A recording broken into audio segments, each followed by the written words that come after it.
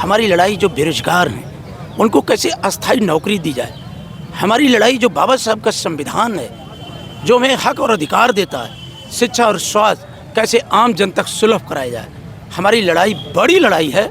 हम जो बातें आप कह रहे हैं उसको सब जानते हैं। जब भी आपने जो शिक्षा और स्वास्थ्य की बातें कही, सच है कि अतरौलिया में आपके प्रयास से समाजवादी पार्टी, समाजवादियों के प्रयास से, मेरा खुद का प्रयास नहीं है, ये समाजवादियों का प्रयास है।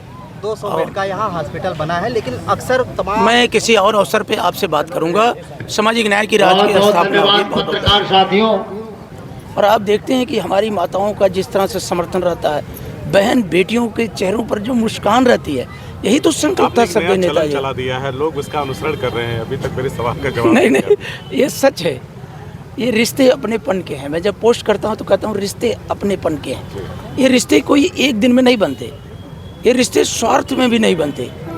एक लंबा संघर्ष है, एक लंबा उस समाजवादी विचारधारा स्वर्गीय नेताजी, और आज उस विचारधारा को लेकर के कोई आगे बढ़ रहा है तो आदरणीय श्री अखिलेश यादव जी से यहाँ की जनता का बहुत ही अपनापन है, वो महसूस करती है। ये हम छितौनी ग्राम सभा में बैठे हैं और इस ग्राम सभा में आप देखते होंगे सुबह होती नहीं है कि अस्पताल में लाइनें लग जाती हैं। इस ग्राम सभा के लोगों का आभार व्यक्त करेंगे कि उन्होंने अपनी ज़मीन पर इतना बड़ा 200 बेड का संयुक्त जिला चिकित्सालय है वो ला करके बनाया, जिससे हमारे अतरौलिया ही नहीं आसपास के इलाकों से, अंबेडकर नगर, संत कबीर नगर से, आजमगढ़ के विभिन्न क्षेत्रों से लोग आते हैं और इलाज कराते हैं और संतुष्ट होकर के जाते हैं। तो हमारा जो ग्राम सभा है, ये गांव सभा है, एक बार नहीं अगर इसका इतिहास पलटेंगे तो बराबर समाजवादी पार्टी यहाँ से रिकॉर्ड वोटों से जीत करके समाजवादी परचम फहराने का काम। 27 कितना करीब दिख रहा है सर? 27 में इतनी जबरदस्त और प्रचंड बहुमत से पीडीए की एकजुटता सामाजिक न्याय के राज की स्थापना करेगी, क्योंकि समाज में उथल पुथल है। जब हम आपके बीच बैठे हैं तो आज कमर्शियल सिलेंडर को लेके लाइन में लगे पड़े हैं लोग। जिस तरह से अमेरिका ने हमारे देश के ऊपर आज हमारी विदेश नीति, हमारे माननीय नेता अखिलेश यादव जी ने कहा कि विदेश नीति विदेशी लोग तय कर रहे हैं, हमारे देश की नीति क्या होनी चाहिए ये स्पष्ट ही नहीं हो पा रही है। जिस बहादुरी के साथ दुनिया ने देखा, जो नेता जिसको अमेरिका ने जिस गलत तरीके से मारने का कितना निराशाजनक है सर ये देश के लिए कि हमारी चीज़ों को अमेरिका डिसाइड कर रहा है। बहुत ज़्यादा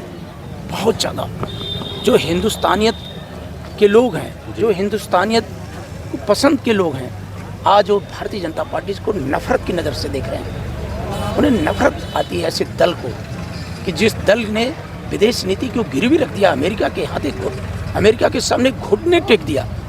आज देश इंतजार में है और मैं आपको यकीन दिलाता हूँ सबसे ज़्यादा अगर देश में किसी के प्रति विश्वास बढ़ा है तो इंडिया गठबंधन के प्रति बढ़ा है। माननीय अखिलेश यादव जी को आज लोग आशा और विश्वास की नज़र से देख रहे हैं। मैं आपको यकीन दिलाता हूँ कि इतना बड़ा परिवर्तन होगा कि भारतीय जनता पार्टी कहीं दिखाई नहीं देगी। सर शिवपाल जी आए थे, उन्होंने राजभर के सवाल पे कहा कि मैं छोटे लोगों की बात नहीं करता। राजभर ने कहा बिच्छू छोटा होता है, डंक बहुत तेज मारता है, क्या कहेंगे? देखिए, जो पीडीए की एकजुटता है उससे सब घबराए हैं और उसका परिणाम भी वो देखे हैं। कोई 10-20 हज़ार से नहीं, लाखों लाख वोटों से जनता ने खारिज कर दिया कि आपका रास्ता गलत है। अब उन्हें समझना चाहिए कि कौन रास्ता है जो सामाजिक न्याय के राज की स्थापना करेगा, कौन सा ऐसा रास्ता है जहां अपनों को गुलाम बनाने का काम करेगा, जहां आउटसोर्सिंग की व्यवस्था ला करके गाँव के अंदर हमारे युवाओं को कुंठित करने का काम करेगा, और कौन सा रास्ता है जहां सफाई कर्मी का बेटा भी MBBS बनता है। हमारे गांव में रामहरक गौतम का बेटा आज MBBS की डिग्री ले रहा है। ये छितौनी ग्राम में हमारे समाज की बेटी प्रोफेसर बनी है कोलसा डिग्री कॉलेज में। तो हमारे समाज के लोग जानते हैं, और हमारा समाज जब हम बात करते हैं तो पीडीए समाज की बात करते हैं, और जो पीडीए समाज है आज वो पूरी तरह से एकजुट है और वो माननीय अखिलेश यादव जी को उम्मीद की नज़र से देखता है। और मैं भी आपको विश्वास दिलाता हूँ कि सामाजिक न्याय के राज की स्थापना के लिए पीडीए की एकजुटता ही सामाजिक न्याय के राज की स्थापना करेगी, और 2027 में अपने मन की सरकार बनाई। सर, मेरे सवाल का अभी तक आपने जवाब नहीं दिया। खैर, दूसरा सवाल भी उसी से जुड़ा है। एक कार्यक्रम में अरुण राजभर साहब की मुलाकात हो गई तो उन्होंने मुझे बयान देते हुए कहा कि विधायक ये घबराए हुए, उन्होंने कहा कि अब लगता है मुझे दूसरी सीट तलाशनी पड़ेगी। मैं कहा कि आप लोग झूठ बोलते हैं, हो सकता है आप झूठ बोल रहे हो। मैं विधायक जी से मुलाकात करूँगा तो पूछूंगा उन्होंने क्या कहा, क्या बातचीत हुई थी। ये समाजवादियों की धरती है, इंसानियत पसंद लोग हैं, मोहब्बत की धरती है। अगर आज जब मैं चल रहा था तो यहाँ राम सबद गौड़ बैठे हैं, यहाँ हमारे प्रजापति जी बैठे हैं, क्या बातचीत? यहाँ जब आपके लक्ष्मण कन्नौजिया अपने साइकिल में झंडा लहरा के चलते हैं तो बगल सड़क पर मदन कन्नौजिया उनके बेटे जो सफाई कर्मी है। ये गांव इतना खूबसूरत है, इस गांव को बनाने में कोई 1-2 दिन नहीं लगता है, कोई पॉलिटिकल स्टंट का ये क्षेत्र नहीं है। अगर ये बैठी हैं तो इन्हें विश्वास है, ये हमारी माताएं बैठी हैं। आपने क्या कहा उस माथों मुलाकात पे में? तिलक आपने लगा कहा क्या कि अरुण राजभर हमारा क्षेत्र छोड़ के चले जाओ? ये बताया तो ये अखिलेश जी के रंगों में रंगी धरती है। अरे उनसे कहिए कि समाज को रोजी रोजगार से कैसे जोड़ा जाए, आउटसोर्सिंग व्यवस्था को कैसे खत्म किया जाए। आइए इस पे हम पहल करें। समाज को कैसे, जो हमारी आरक्षण, जो बाबा साहब के संविधान ने हमें जो अधिकार दिया है, उस अधिकार को आज तार तार कर रही है भारतीय जनता पार्टी। और भारतीय जनता पार्टी के साथ जो है वो पीड़ित समाज उसका ऐसा हिसाब लेगा। जब आप सदन में बोलते हैं तो पूरा प्रदेश आपकी बात को सुनता है, क्या कहना प्रदेश के लोगों से? प्रदेश के लोगों से मैं अभी कुछ दिन पहले अपने राष्ट्रीय अध्यक्ष जी से भी मुलाकात किया था। एक शायद मंजूर साहब बड़े नेता हैं, ये रमज़ान का पाक महीना भी चल रहा है, तो उन्होंने कहा कि हिंदुस्तानियत पसंद के लोग आए हैं और हम अल्लाह ताला से विनती करेंगे कि हमारे देश को खुशहाल बनाए, आत्मनिर्भर बनाए। और जो हमारे संविधान की मूल भावना है कि हम सब मिल करके भारत को एक ऐसा देश बनाएंगे जहां हर किस्म के फूल खिलें। गुलशन की खूबसूरती इसी में है कि हर किस्म के फूल खिलें। जो कुछ लोग जो इस देश को एक रंगा बनाना चाहते हैं, वो एक रंगा अब इस देश से ढोल बजा के जाएंगे और ऐसा जाएंगे कि फिर कोई उनका नाम नहीं लेगा। नीतीश जी के बारे में भी कुछ कहेंगे?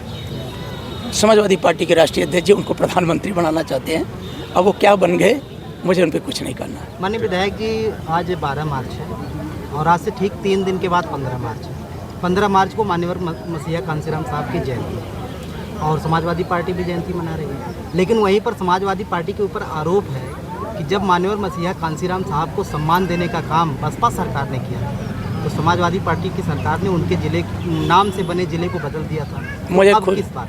मुझे खुशी है मानव काशीराम साहब ने हमारे नेता की सरजमीन इटावा से सांसद बन करके देश के अंदर नेतृत्व करने का काम किया था। आज मानवर साहब होते तो देश की सूरत कुछ और होती है, हम लोग शासक होते।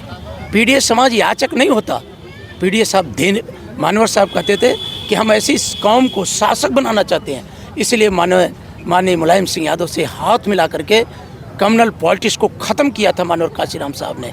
और हमारे नेता माननीय मुलायम सिंह यादव और वो मिल करके जब इस देश के अंदर नफरत के बीज बोए जाते थे तो इंसानियत और सामाजिक न्याय के राजनीति का झंडा उठा करके मानवर साहब ने जो हमें रास्ता दिखाया है।